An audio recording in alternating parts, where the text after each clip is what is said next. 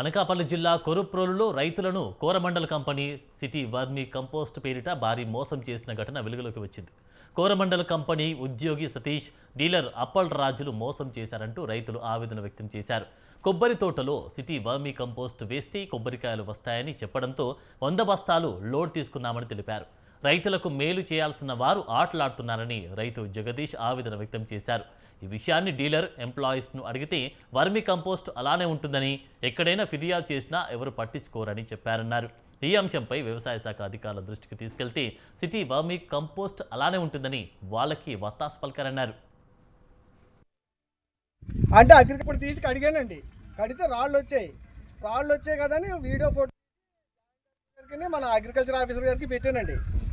అంటే అగ్రికల్చర్ తీసి కడిగానండి, కడితే రాళ్ళు వచ్చాయి కదా అని వీడియో ఫోటో తీసి జాయింట్ డైరెక్టర్ గారికి మన అగ్రికల్చర్ ఆఫీసర్ గారికి పెట్టానండి.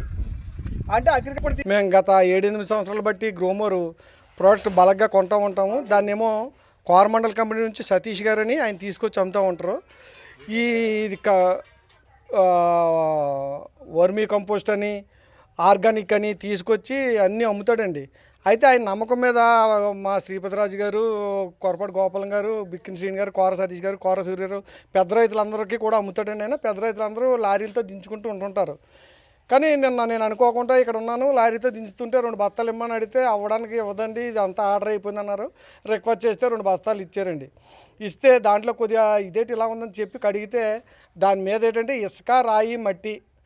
ఇలా కడగగానే నల్లగా ఉన్న కోటింగ్ పోయి అంతా ఇసుక, రాయి, మట్టి కనిపిస్తుందండి.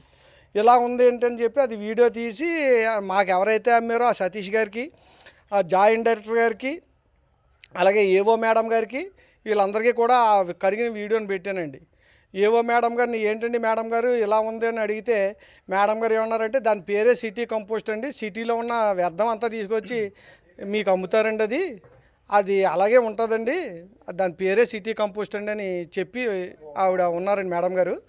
సరే ఈ విషయం జేడీ గారికి కంప్లైంట్ చేశాను. జేడీ గారు కూడా మాట్లాడితే మేడం గారు నేను బిజీగా ఉన్నాను, నేను రైతులను పట్టించుకోనని ఆవిడ రైతులతో నేను మాట్లాడి అంత ఖాళీగా ఉన్నా అక్కడ మాట్లాడుకోమని చెప్పారు రైతులతో. మేడం